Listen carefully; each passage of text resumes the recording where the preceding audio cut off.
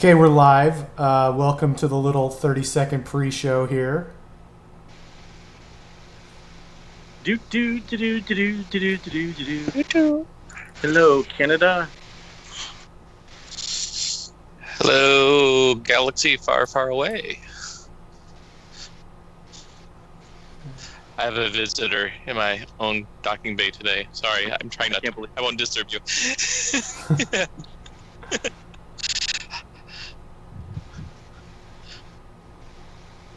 Okay. If anyone in the chat can hear this, let me know if you can hear Len and Steve. And I guess we'll get the show started. Yeah, can you hear us? Waiting, The stage. waiting for people to respond. If anybody can hear us, let us know, and we'll get the show started. Do do do do do do do do.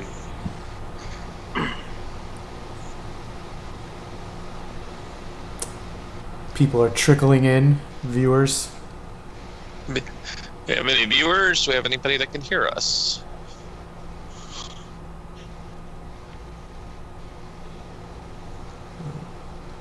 Okay, they can hear us. So let's get the show started. Fantastic. All right, welcome to edition of the show with Steve and Len. Steve and I were both in two separate parks today. So you can tell I am in Epcot in the Canada Pavilion, and Steve is in Docking Bay 7 all by himself. We're going to talk to you about how opening day went for these two parks. Steve, how did it go for you with the studios? You got there first, right? And are you still there? Yep. Okay. All right. You broke up for me. I don't know if everybody else could hear you. I might have gone to the dark side in the docking bay. How did the studios go for you today?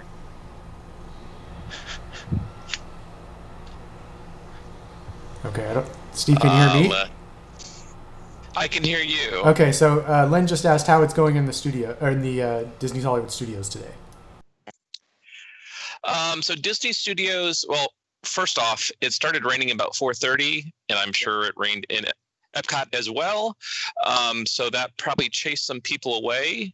The wait times here at Hollywood Studios has definitely been higher than what we've seen at other parks.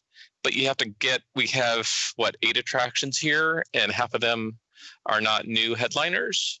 So overview of my plan for today, and it worked out pretty well. I showed up early. I had breakfast at Boardwalk, walked over about 8:30, got to the screening place at 9, in the park shortly after 9 o'clock.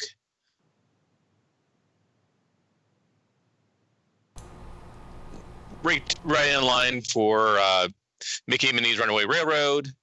Plan was to ride that, get an early boarding group, ride Rise of the Resistance, and leave.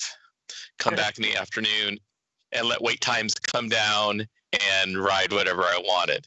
So that's pretty much what I did today. I came back at 3 o'clock, got on Mickey's Runaway Railroad again, waited about 40 minutes at 2 o'clock or 3 o'clock, whenever I got here. Then I did Toy Story midway with Mania, but before that I did Slinky Dog, waited about 20 minutes. That's when it started to rain. That's when I went to Toy Story Midway Mania. In the rain, I went to Millennium Falcon, rode that twice, let the rain die down. Went to Star Tours, rode Mickey Minnie Me again with 80-minute posted wait times you're seeing in my Disney experience too much. And then I came over here. Steve, you said the posted wait was 80. How long did you actually wait? 20 minutes. That's not bad at all. Okay. No. And how are they doing boarding groups? How are they doing boarding for Mickey Minnie's Runaway Railway? Okay. Before I did that, I need to address my wife. She just texted me yelling at me, "Where is my mask?" I am in a relaxation area where you're allowed to take your mask off and you social distance. I am so social distancing, there's not a single soul in this building. So it is safe and within the rules for me to take my mask off right now. Steve is alone in his own new restaurant right now. Yes. Well, it's not even a restaurant. Me? You want to move it around? Sorry, say it again. Can you flip your camera around so people can see Oh. you, Len? We're seeing Canada right now. And while Len's talking with his mask on, I'll flip mine around and walk around Docking Bay a little bit. I think people would prefer to see Canada rather than me. That's what I was going with. But so I got to Epcot around 10:30. Got dropped off at Beach Club. Went in through the International Gateway, and that was a really easy way to get into Epcot. There were 3 or 4 people ahead of me. The temperature screening went really, really well. The bag check they're doing here is the new style bag check, where you can keep everything in your bag if you don't have anything metal, and just walk through. If you do have a bag with metal things in it, umbrellas, laptops, whatever, you just carry it out in front of you. Way, way easier than what they were doing earlier in Magic Kingdom. And I think the other good thing I saw coming in was, as soon as you came into International Gateway, there were cast members who were socially distant on either side of you, but forming a gauntlet basically on both sides, and just applauding for the first guest to come in. And that made us all feel really, really good. There were a few cast members who were from various countries, like France or Canada, and they had their country's flags out. So these are people who aren't part of the international program or the college program or whatever. They just happen to be cast members who now live in Florida but are from these countries. They were representing their countries. That felt great, and it felt really good to be in Epcot. I think everyone knows Epcot's my favorite theme park, and it was very emotional to be back in it. The other reason that I wanted to be in Epcot was, of course, today is the beginning of Food and Wine, and I wanted to see how that was going to run in a pandemic. Like, how are you going to do eating around World Showcase when everyone is supposed to be wearing masks? That was a big thing. The other thing I wanted to see was, did they do anything new since Flower and Garden?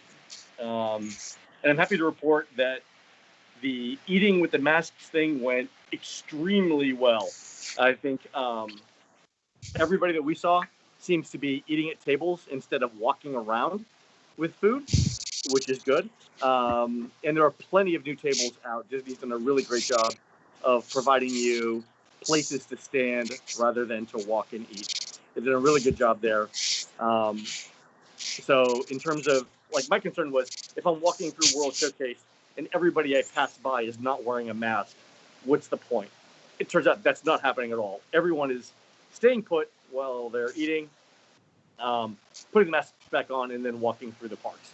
Every once in a while, you'll see somebody sort of like slide their mask to the side to take a sip of something, but nobody's walking around with the masks off, eating and drinking food. So if that was your concern about Food and Wine, it didn't happen today, and everything looked really, really good. The other thing that I was super impressed with was that they've come up with some new food items for Food and Wine that were not available on Flower Garden, and I want to highlight one here. In Japan, there's a new tempura rice bowl with 2 pieces of tempura shrimp, a tempura vegetable patty with onions and carrots and leeks, a really good-sized, generous portion of sushi rice, and then a sweet broth, like a ponzu sauce for a broth. $8. It's an entree. It's that big. An amazing amount of food for $8. It tasted fabulous. So we were the first ones to try it today. First customers in the Japan pavilion. And we also ordered the salmon flower pot, which is soy miso glazed salmon with rice in a flower pot. And the thing I liked about both of those was the new tempura was sort of sweet, but the salmon was salty. So combining the two, you got the sweet and the salty together. They paired really well. And the thing I loved about this was the chef Ken, I learned, in Japan, spent his downtime trying to figure out how to come up with new dishes for Food and Wine and did a fantastic job on it. I was really, really heartened to see that they're not just dragging out the same stuff that we had at Flower and Garden. So that was a good highlight to my day, to start my day. Steve, what did you guys do for food? For food, we went to the drive-thru at Chick-fil-A during our break, so we didn't have to deal with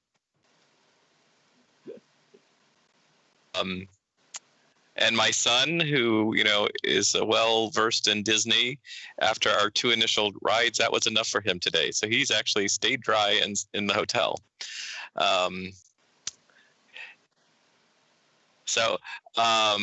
Food here. When my brother was here for the previews, he said that the ordering was a mess, like it was a Magic Kingdom. So that was a part of my plan, was to avoid having to order food here. What other attractions did you do? So Rise of the Resistance was done with boarding groups, so it was pretty much like it was before. Did you get the 10 a.m. boarding group? I did, and I luckily got boarding group 3. Okay. So that worked out really good with my getting.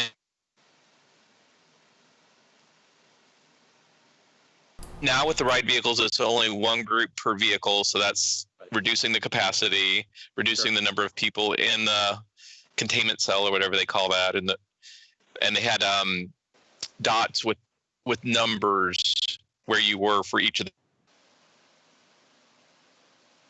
pre-shows, so they didn't miss anything.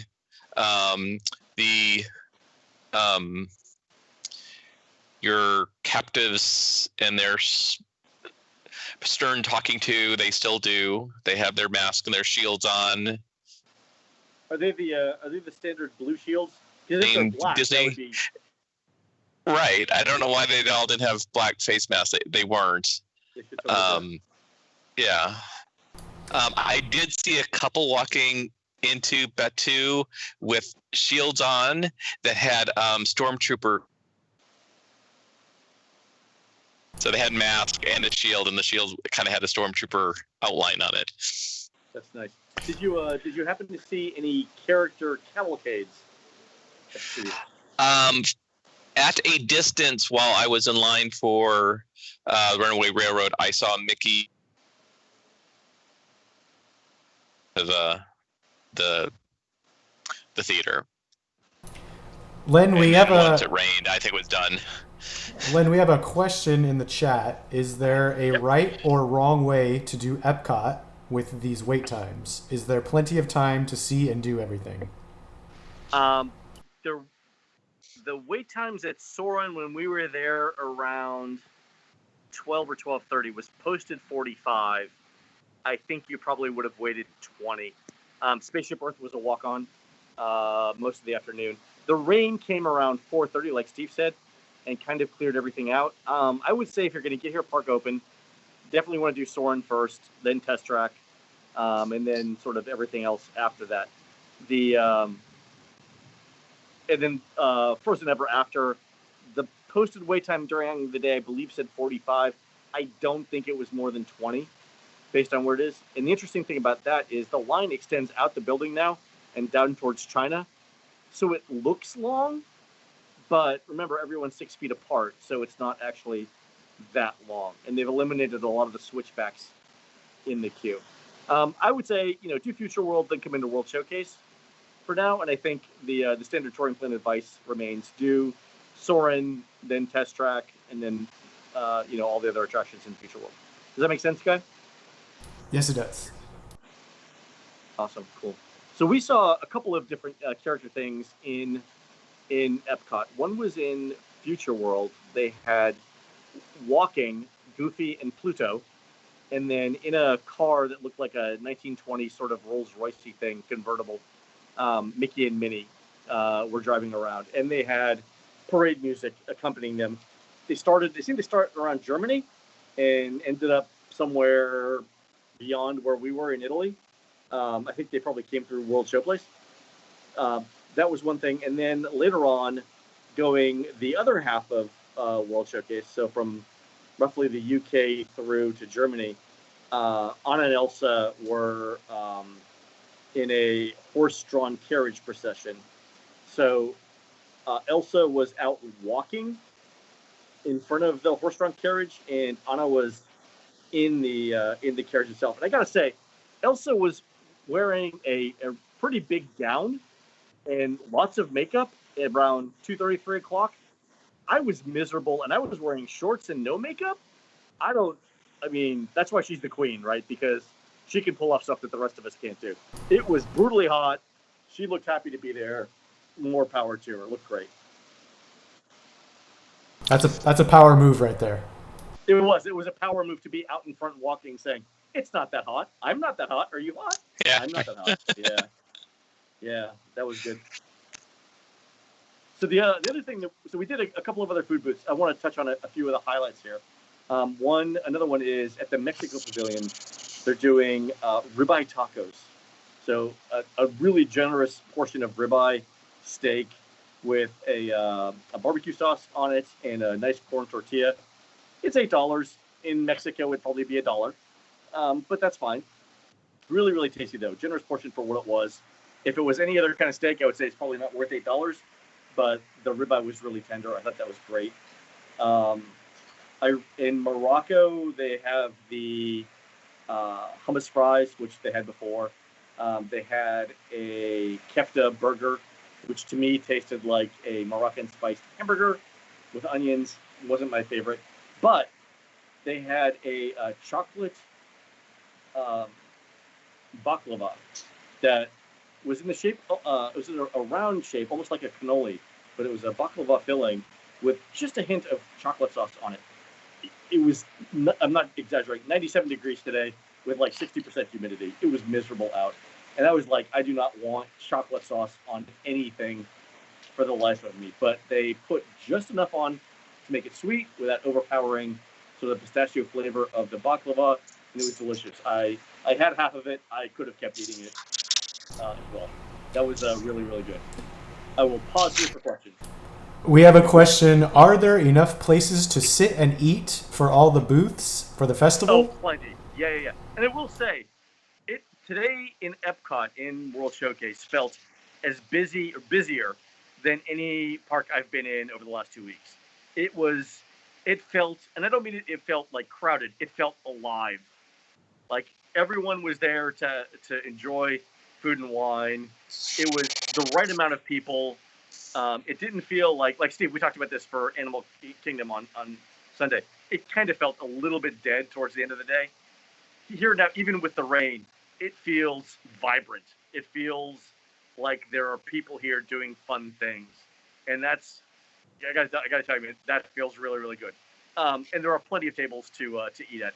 Way more tables than I think we were used to seeing in March. Also, every table has social distance markers with it, so you know not to move the tables around.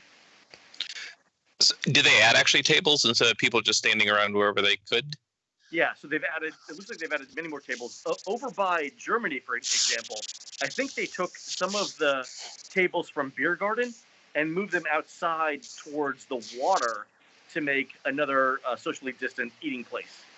And then you'll see tabletops everywhere now, every few feet along World Showcase and on both sides. We get this question in all of the live streams that we've done, but somebody just asked it again. How would you rate the protocols for maintaining safety, and at any point did you feel unsafe? Steve? So there are cast members and managers walking around keeping an eye on it. I never saw somebody without a mask on, right. Where they weren't supposed to. All the restaurants have half the tables blocked off that you can't sit at, so there's definitely plenty of space. They're actually not even letting you into a restaurant until you have your food, so you have to do mobile ordering, and so that's keeping tables available for people that actually have food to eat and be social distanced. The relaxation stations, which I'm in right now, I do not have a mask on, has a lot of open area and spread out. I came in here earlier to see if this would be a place where I could do it. There were quite a few people in here, and there's like a bench for your little personal area. So there's definitely enough space. The queues the markers are at least 6 feet apart. Anytime the queue might come close to another part of the queue, half of that switchback will have a marker at the beginning and the end. There won't be anything in between it. And the adjacent part of the switchback would have somebody marker each 6 feet. Right.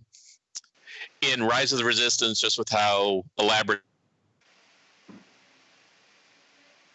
marker, so you had to be really vigilant to kind of stop and then try to look around the corner to see where the next marker was to see if there were any feet there. Yeah, we've seen that in a couple of attractions. Yeah, and just Rise, with the way its wandering queue is, there are places where it's a little bit harder than others. Okay. Cool. I didn't see anything other than mask compliance in Epcot today. There were a couple of instances where people were walking around.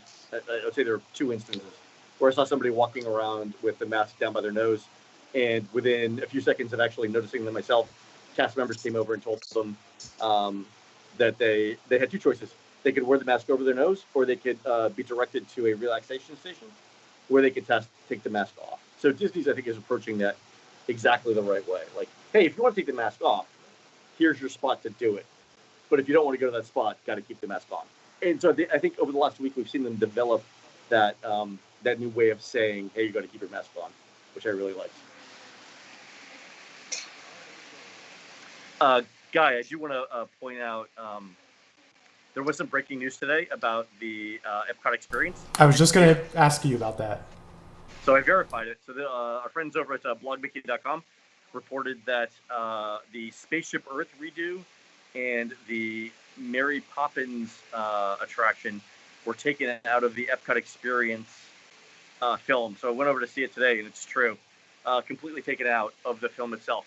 You can still see the Mary Poppins props in the centerpiece of Epcot. You know, where they did the 3-dimensional models, the actual physical 3-dimensional models sitting around Spaceship Earth.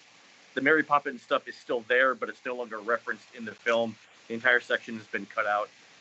Also, Spaceship Earth is the literal center of that 3-dimensional model thing, but it never comes up in the movie now. So it kind of makes sense to cut the Mary Poppins thing if money's tight. We never really got a good sense of what that attraction was going to be. We never got any definitive concept art. We never heard what kind of ride it was going to be. If nobody knows what it's going to be, it's easy to cut. And I think with Spaceship Earth, I think they looked at it and said, enough people like it the way it is that we don't need to make the change now. That's my take on it. Guy, what did you think about that announcement? Yeah, it's not surprising at all. It was never even confirmed what the Mary Poppins attraction was going to be. I know a lot of people were saying it was going to be a carousel all the way up to a dark ride. And by the way, so Disney has come out and confirmed that Spaceship Earth, Mary Poppins, and even the Festival Center for the replacement where the Fountain of Nations was are all officially delayed.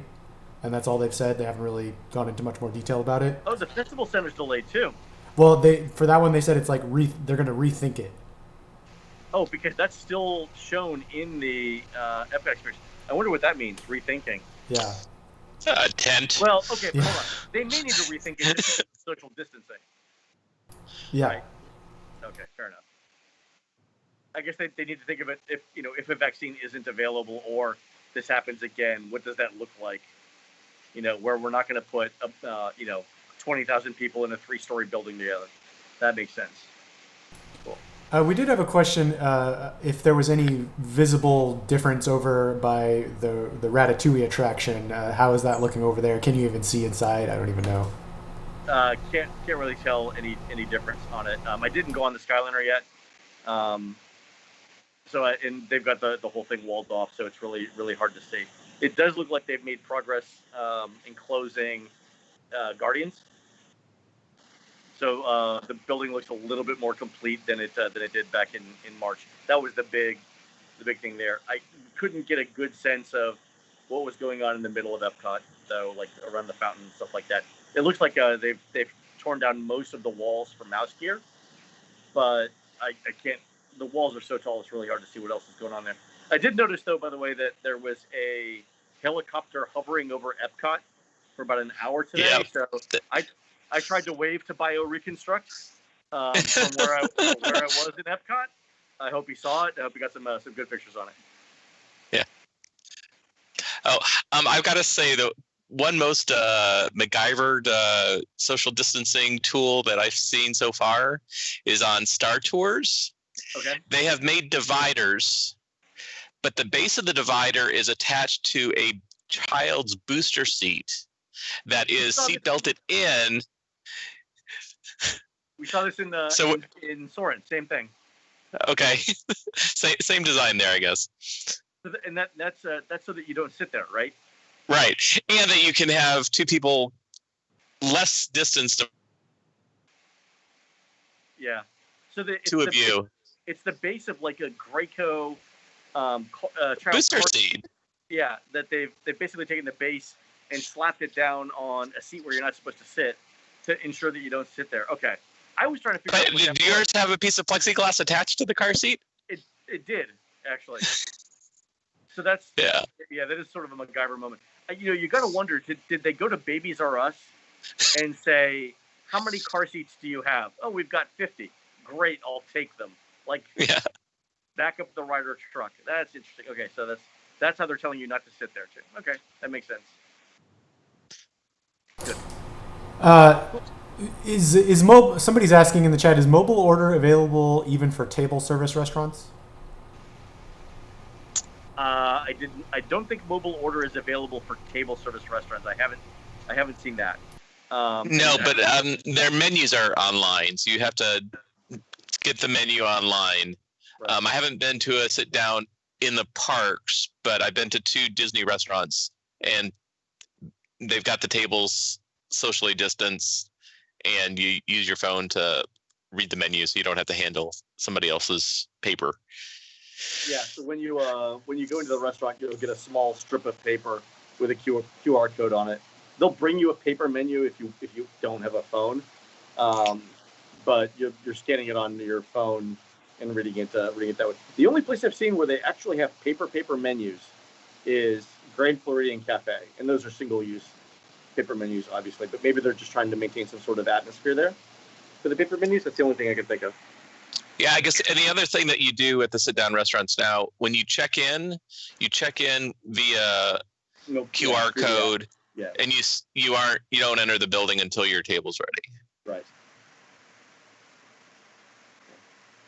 But I mean, other than that, the food. I thought the food was really good throughout this. The cast members were all in a great mood. I did go by La Cava, Del Tequila, to see what was going on there, and the Mexico Pavilion was pretty busy. Number one, it had some fantastic air conditioning going on. Inside the pavilion, they're still doing the Dia de los Muertos thing that they had in March. Still looks really good. All of the effects are working. All of the interactive elements are working as well.